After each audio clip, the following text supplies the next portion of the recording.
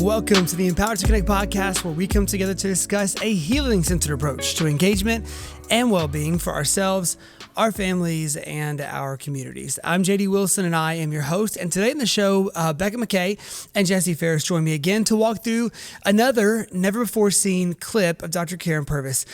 We were able to release our first of this footage last week, and really enjoyed going through it with you guys. And so we wanted to release another one this week. We do feel like they go kind of hand in hand. So if you haven't listened to last week's episode, it would probably be great for you to go back and listen to that one first before jumping into this one. But great stuff from Dr. Karyn Purvis. Again, this is a teaching video that we have just never released before. And so felt like now is the right time. We'll have some more that we'll do again soon. But I hope that you enjoyed today us talking with Becca, McKay, Faris about this footage from Dr. Karyn Purvis. So without any further ado, we'll jump into it now. Here we are. Well, we're back again with Faris, and Becca McKay. And we figured, you know what? We enjoyed last week sharing that new clip with you of kind of previously unreleased Karyn Purvis footage. So we thought, you know what? Let's give the people what they want. Let's get another clip out here for the world. And so we're going to go through a second clip from Karyn today. And it's all the things we said before. Powerful. It's just sweet getting to hear Karyn teaching. So without any further ado, let's listen to this clip first from Karyn, and then we will begin walking through talking about it. We ask parents to do as you're teaching your child. Remember, you can only take them as deeply in this journey as you've gone yourself. So by all means, by every mean, learn to stop, to breathe, to check your engine. Do you need to say to your child, I need a few minutes, I'll be right back? And go, come back. If we correct a child's behavior out of anger, learning cannot occur. And trust may be seriously breached. Stop, breathe, step back, take a walk around the block if you need to. Your children know when you're mad. Don't be afraid, they're going to figure it out. They already knew it before you did, maybe. Okay. Demonstrate to your child self-awareness. Demonstrate to your child self-regulation. And then demonstrate to your child how you solved the problem, gave yourself a calming engagement, and came back to finish business. Golly. I mean, seriously, just could listen to her all day. And I need to hear that today, right? Like, I need to hear that. Guys, why don't we begin talking about this? There's so much to dissect here. Who wants to start? I think this reminded us right away of kind of this practice the pause that we recommend that parents do. Just a little phrase that helps us remember to slow down, like Dr. Purvis is saying, to center ourselves, to assess circumstances, and to respond thoughtfully. That's all involved in practicing the pause. It's truly, I think the key word in what she shared was demonstrate. Yeah. When you think about what you desire for your kids in any moment, it would be what we're supposed to be modeling, right? If our kids are having a hard time, what do we want them to do? We want them to be self-aware. We want them to self-regulate, right? And we want them to be able to handle a situation. So I think the key word in what she shared was demonstrate those things. And that's where we go first. Mm-hmm. And I just love, again, she says it a couple of different ways, but we can't take our kids somewhere that we're not willing to go ourselves. So just like you said, Jesse, like, we want kids to be okay being disappointed. And when things don't go their way, well, then when things don't go our way, how do we respond? What are we showing? Like, how are we showing up whenever we have to like compromise on something that we were really excited about? Like, I think as adults, we kind of give ourselves permission to like throw fits a little bit. But then if our kid is having a meltdown, we're ready to correct and change it and whatnot. And so I just love the idea of like taking them where we've been ourselves, taking ourselves through that process first. And I think she gave us a great example of that. Well, it's funny. It's like you think being an adult means you're going to get to go to bed later, and it is. But like we give ourselves way too many extra adult privileges, like you're saying. Like, oh, we get to also just fly off the handle when someone hurts our feelings, or just throw our authority around as adults, and that's not the case. Well, and I think I've shared before on the podcast, one of the most helpful things for me is to keep in mind any like cold scientific hard facts that I can keep in mind, whether that's to changing things in my personal life or within a parenting context or work or whatever. So just hearing her say that we know when, I'm paraphrasing, when somebody's dysregulated, learning cannot occur, right? If I can just tattoo that on the insides of my eyelids so that every time I need a breath, I'll close my eyes, see that tattoo and be reminded, oh yeah. And then I'm changing gears straight out of, getting mad mode back into like scientific, like, okay, well, they can't learn right now. So now I got to get them back to a point where they can learn. Then we'll address that behavior. So I'm hitting pause on why did you do X, Y, or Z thing? Or why did you say X, Y, or Z thing? And then I'm returning to that child ready to help them regulate. But the same thing for us, like learning practical, like positive correction most times can't happen for us when we're dysregulated as well. And so there is a duality or a dual purpose to us taking a moment and modeling for our kids, hey, Dad, you know what? I need a minute because I'm super upset right now and I'm finding myself like I need to take a breath for a second. So I'm going to go walk around and come right back. When I come back, you'll be calm. I'll be calm. We'll talk again.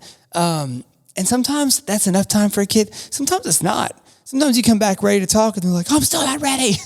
And if so, then you are going to continue modeling what you've modeled before and ask, hey, what do you need? You need some more time? You need something to drink, some water? You need something to eat? So then you're going to begin re-engaging on regulation and co-regulation. But without that, you're just, it is like trying to put out a fire with a flamethrower, right? And it literally, there's nothing positive that comes from it. You might can break through that fear barrier to scare a child enough to where they will snap out of it and respond out of a fear response. But we know again from the science and just from our time that doesn't work either, right? Like long term, that doesn't prepare a child to be able to make their own decisions and navigate the world. Mm-hmm. I like that you said if a person is dysregulated, learning's not happening, because I think a lot of times we're thinking if our kid is dysregulated, they can't learn, and they do need to learn. They need to learn from us. Sure. We're teaching skills, we're building skills, but we have some things we need to learn in a difficult situation too. And we can't learn them if we are dysregulated. So like, I'm not going to be able to understand what my child is upset about or understand what the need is behind the behavior of my child. That's not happening if I'm dysregulated. So a lot of times, we can think that it's our kid, but it's really like we've got alarm signs happening in our brains. And it's like, if all you can hear is your kid saying, I'm a jerk, I'm a jerk, I'm a jerk, then that might be your alarm sign that you're dysregulated, because they're probably not saying that. It's like, what is really happening here? I know I've got to take a minute if I'm going to be able to attune to my kid and figure out what's going on. I can't remember the number, but y'all know, like when you have to build a new habit, what is it, like 21 days or something? Like it takes 21 days to build a new habit. Yeah, something like that. I was, talking to Jesse earlier today. I'm trying to drink more water, and it is like so hard for me to do it. And it sounds so simple, like drink water, drink enough water. Like, I know that is so important, that it is so needed, that I am probably dehydrated 90% of the time. But it's going to take me probably, I don't remember the number, but something like 3 weeks to be able to do that. So I think whenever we think about that tool you mentioned, Jesse, practicing the pause, we're probably going to have to take aside maybe like 3 weeks and be like, okay, in every moment with a kid, with an adult, with a boss, with a coworker, with a friend, I want to practice the pause. Yeah. And you're going to have to start to like tell somebody, like tell a buddy, tell somebody like, hey, I'm going to try this, and then check in with them how it's going. Like, we know that as humans, accountability can be really helpful when we're trying to do new things. Let somebody that you trust know, and then try it out. Be like, you know what? Today I tried walking away. That seemed like it made things way worse.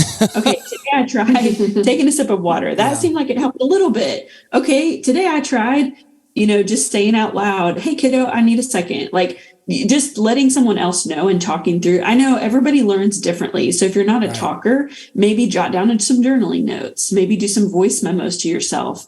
Just use whatever works for you. From hearing this podcast, am very much an external processor. So I'm always going to want to talk about it with people. But some of us are not like that. We're introverts, and we're going to need to find different ways. But give yourself 3 weeks. Give yourself a time frame that's reasonable for how long it takes to do something new, and focus on it. We give lots of tools and strategies, and one of the hardest things to do is to actually start using them without having to think about them. So build yourself in some kind of way to start practicing the pause. I'm going to say it one more time. Jesse mentioned it already, but you want to slow down. You want to center yourself. Again, that's very personal. What works for you? Assess the circumstances. Be able to say, I'm not okay right now. My response is going to escalate this, and then respond thoughtfully. Take yourself out of the equation if you need. Choose a different response if you need. Tag in a co-parent, a teammate, somebody if you need. Finding those ways forward with that little moment of pause. We're not expecting that people have got 27 minutes to calm down. We get it. In your life, you may have a few seconds, but again, if you just tell yourself, okay, I'm going to practice this. I'm going to practice practicing the pause, and do it time and time and time again. Start to learn yourself, start to learn your people that you're around all the time, and see what works and what doesn't work. And along with that, obviously comes the practicing of modeling. Like that's what we are doing, right? Is modeling for our kids how to interact with ourselves and with them when we're dysregulated. And so I think about that repairing process as being one of the hardest and most effective measures of teaching, because if you have truly taken the time to consider, to stop, to pause, to consider, how could this have gone differently? Am I owning any part of this? Is there something I can point to, a direct line of me instigating or provoking or escalating the situation? If that's so, then you know what? The best teaching mechanism is to, in humility, once you're both regulated again, like to go back to that kid and say, hey, look, I need to apologize to you, and to own your part of it, and let that be an intro. And something I will say that we have practiced in our house that we try to teach them in terms of how to repair our kids is you own your segment of the whatever altercation or whatever confrontation or situation just happened.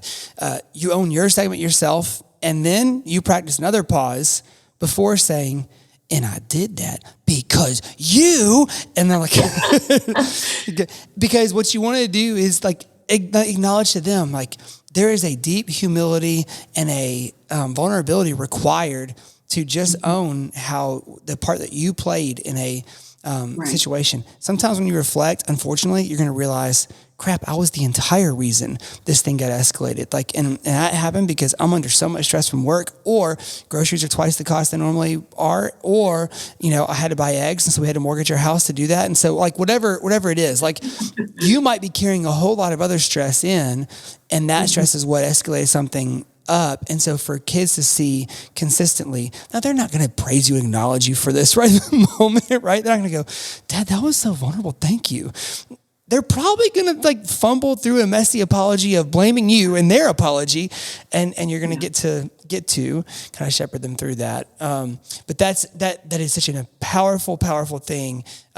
Because I can count on probably two hands the number of adults I know now who saw apologies and repairing done well in their households growing up. I think demonstrating I love the way that Dr. Purvis talks about do some calming engagement on yourself. Yeah. And it's this idea of like, sometimes we'll talk about it this way, like we've got to ETC ourselves, right? Yeah. Like, how are we doing what we're doing for our kids? And sometimes that's offering ourselves self-compassion and self-care. Like, you guys have already touched on this. Sometimes it's stuff we're doing outside of the moment, ahead of time, proactively. But being able to give ourselves calming engagement, I think truly demonstrates to our kids it's part of teaching self-regulation. When your kid is going through life with you, especially when you've got a young kiddo at home that's kind of, just following you around all day, to narrate what you're feeling inside, to narrate your own self-awareness can be a really powerful thing. Even if it doesn't include the kid, even if it's like, oh, that man cut me off in traffic. I feel really mad about that, or a kiddo making you mad and being able to say, I'm starting to get angry right now. So I'm going to go get a drink of water from the faucet. Will you come with me? And, just being able to narrate what we're doing and why we're doing it, I think can be really powerful for our kids. They can then see what's going on inside our brains. Yeah. And then just also being able to take care of ourselves, knowing what we need to calm down. And we've talked about this in another episode as well, just like, what do you need if you're feeling upset? Do you need to tag team with somebody? Do you need to take a break? Not all of us can take a break from our kiddo if we're in the middle of a moment. I really love what Becca said about practicing these things outside of the moment, like when the stakes aren't so high. That's what we would do with our kids, right? Yeah. So that's kind of ETCing ourselves, right? So if you're going to practice the pause, maybe I need to try it in my conversations in my marriage first, or like with my coworkers, or, our kids aren't the only ones that tick us off. There are other conflicts we experience in life. Right. How can we be practicing this in maybe more low stakes situations? And just developing a habit of it, like you're saying. Even developing a habit of taking care of, like looking at some problematic times when we might be more apt to be set off. I don't know about y'all, but for me, it is first thing in the morning when like the tornado comes in for going to school.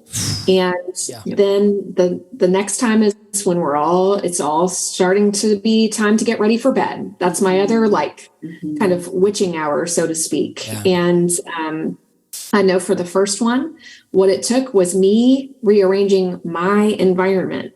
So it was me waking up earlier and drinking my cup of coffee and taking care of myself to think my thoughts and wake my brain up. And I'm much nicer to my kids. And you know what? They know it. So we talk about it. I'm like, mommy slept in today and I didn't get my coffee time. I haven't, I haven't had that time for my brain to wake up. So y'all be gentle with me this morning. We'll talk about it. And then, thinking about, are there transitions that even for myself, I can ease into? So like, to have a kid like barge into the kitchen and start demanding things they need for the morning, that doesn't feel great to me. So really, what I have started trying to do, I mean, I don't know about y'all, maybe you love that. Maybe it's your favorite time of day. What I've started trying to do with one particular kiddo is go upstairs and about 5 minutes before they come downstairs, lay in bed with them and just connect. Like, hey, how'd you sleep last night? Did you dream about anything good? Like, not talking about plans for the day, not talking about what we need to do. And man, that car ride is so much better. And those are all things I did for myself, I think we can set ourselves up for success. I'm still looking for bedtime, evening when we're all, run out of energy and patience. It's being an adult is hard. Like being a healthy adult is hard and it sucks. Like it's not fun all the time. Right. So And if you follow any Enneagram, anything, or personality type indicators or whatever, like my personality type, I am like living from fun moment to fun moment. And the, deeper meaning in life can come from understanding, like, if I do the hard work and the deep work necessary to deal with my past and deal with my present and stuff that is hard for me to deal with, it makes life more joyful. It makes life more enjoyable. It doesn't eliminate struggle or hardship. And so I think the thing that has been sort of an epiphany in my, in this last, 10 years of life has been that when I do the hard work, the payoff is really sweet. And I have a lot more patience when I've done the work to be ready for a moment, right? So like, you just talk about getting up early, like kind of my variation of that is like, I've got a lot of energy in the morning. And that doesn't always go into the right places right first thing in the morning. If I'm woken up by being jumped on by a kid or whatever, sometimes it's sweet and sometimes it's great. Most mornings I need to get up and I need to go move my body and get out of the house. Like, so a lot of times I'm up and I'm swimming or riding a bike or I'm running or working out or something so that I can have just a morning reminder of here's a moment where something was tough to do it. My body wanted to give up on something and I'm going to push through and just kind of remind myself implicitly that, when those moments come up, I can make the harder choices. And then physically what that's doing too is just like allowing me to get that energy, like, relegated to a healthy place and out. And then I'm back and I'm, getting my first cup of coffee after having done that and going upstairs to wake kids up. And so, for some people that's going to be the worst way to start the day. For some, it's the best. Some people are hearing you, Jesse, and they're like, go lay in the bed so they can talk. They'll never get out of bed. They'll talk my ear off. Like, so don't go do that. Right. Like, so, again, the self-examination part is what we're talking about. But, the whole point of me bringing that up, this is hard. Like, being a human adult or a human in this world, who is fighting for healthiness is hard. And so what we've got to model as much as we can, in doing that work is letting our kids see the fruit of it and letting them in on that sometimes. And I've talked to my kids about the reason for getting up early. I've talked to them in repair about not having seen that much from adults growing up. And some of that was generational and cultural. And some of that was just, my parents weren't there yet. Right. Like, and so if we're explaining to them failing and repairing in our own personal lives as well, the best possible case scenario for them is when they have big failures or big moments where they've got to apologize, it's normalized, right? There's not a stigma attached to it. It's hard enough as it is to be vulnerable. It's triple as hard if you've never seen it done before, and it feels like the scariest thing on earth. If you've got old people at home who are doing this with you and have shown you what that looks like, still scary, but it's a completely different situation than if you've not ever seen it before, right? I'll tell you this too. We talk about how being an adult is hard. It is hard adulting. But whenever I talk about how being an adult is hard, you know what my kids say? Well, being a kid is hard too, Mom. Yeah. And we forget how hard it was to have somebody in charge of almost every aspect of our lives. Like, I think we owe it to our kids to take care of ourselves the way JD's talking about, because our kids deserve that. They deserve a kinder person at home showing them the way, right? Yeah. Because it's hard to be a kid too. Yeah. And so to have an adult narrating what their inner life is like, what their emotions are doing, and how they're caring for themselves in that moment can be really powerful for a kid. Every single thing you guys have been talking about, and even what Dr. Purvis said in the video, is just striking me as, man, it requires so much humility. Yes. Every single thing y'all have said, every single example, every single thing she said about demonstrating self-awareness, self-regulation, calming yourself, and then coming back to do business.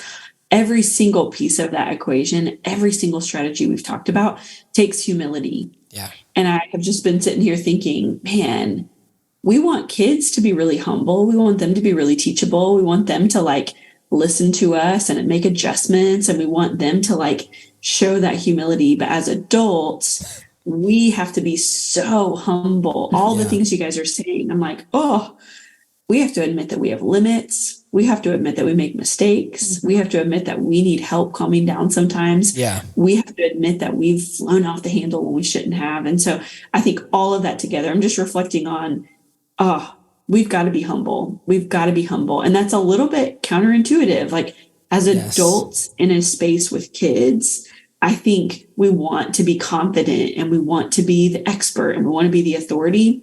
And I think, again, Dr. Purvis is just highlighting a new facet of that, which is we have to show our authority by being humble. We have to show our wisdom, like you said, JD, by being humble, so that our kids can grow up knowing it is okay to need a minute. It is okay to need to step away. It's okay to kind of fumble your way through life like we all are. Yeah. We're all fumbling our way through.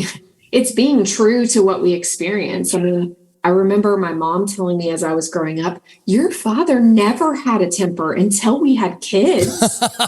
I'm like, what? But I mean, parenting brings new facets 100%. Out of us that we may not have been tested. Those limits may not have been tested yet, you know? Yeah. And I think instead of trying to hide it with this veneer of like, nothing phases me. Right. Or like, I'm the expert and you've got to listen to everything I say, which we do hold the authority, but it's more like I'm doing my best. Follow me doing my best. Yeah. And here's how we're going to try it together. It's tough. Yeah. Well, I was just thinking like, I can relate to what your mom said. Like my wife does not have to deal with me flying off the handle and screaming at her. Right.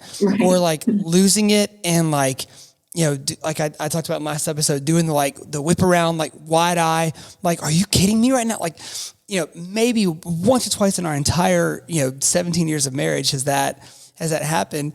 And so she say similar things to our kids. Like they'll say, well, Dad, didn't you like that at you? And so the reason behind that is that we are in an adult mutually agreed upon relationship, right? Like the kids were just brought in against their own will, like they had no choice in the matter. Like they're here, right? In our situation, in our care.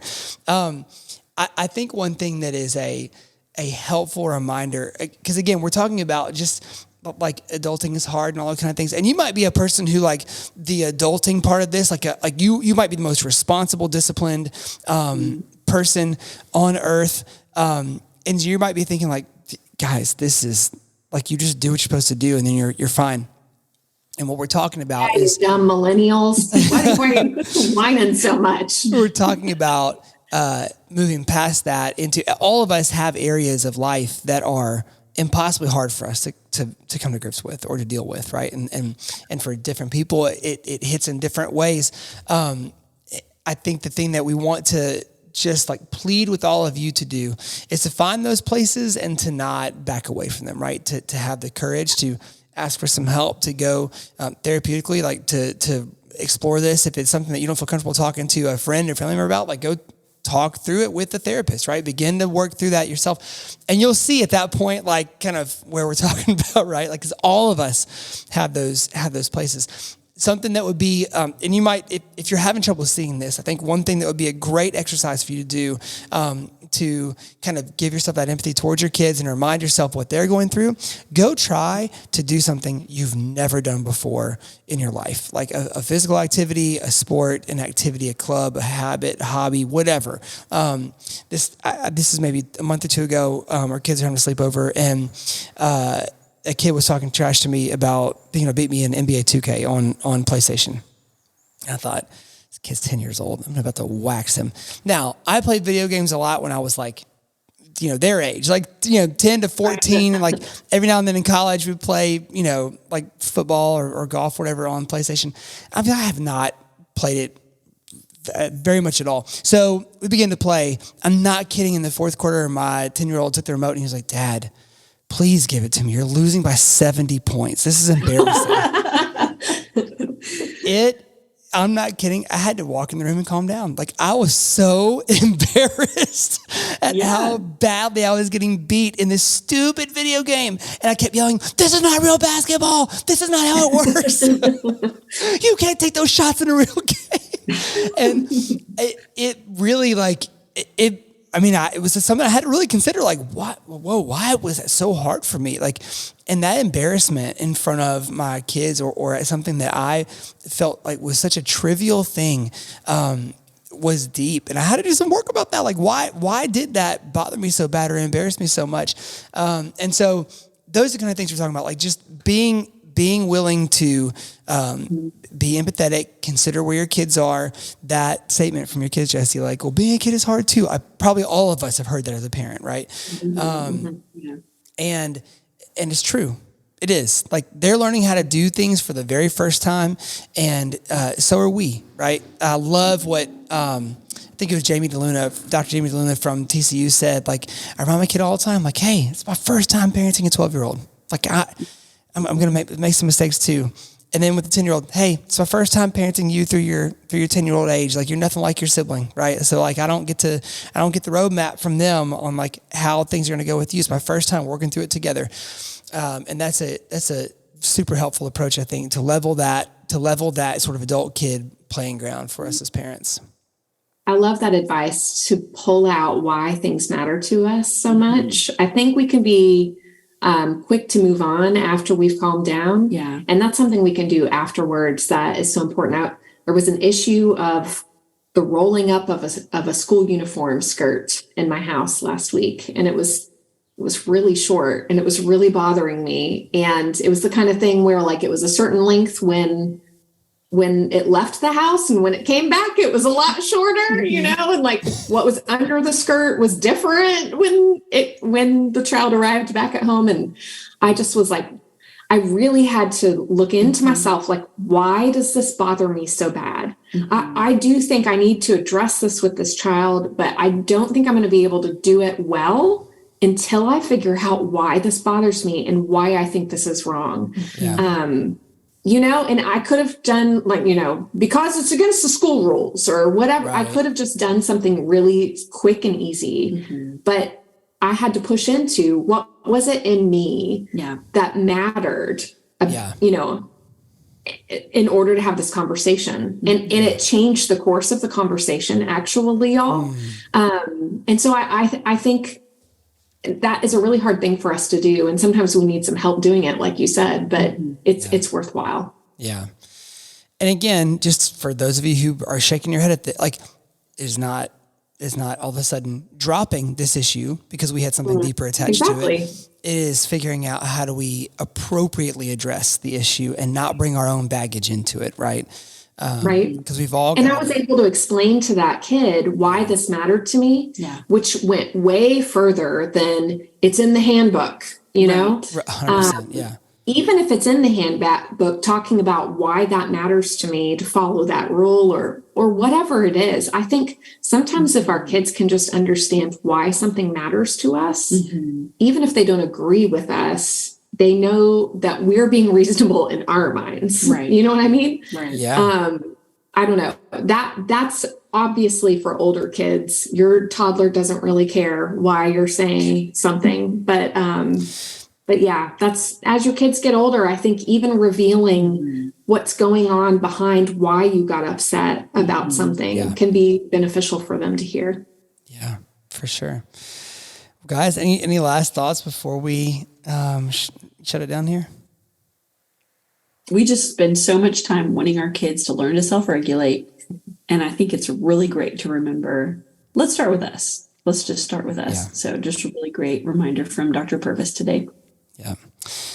Okay, guys. Thank y'all. Yeah.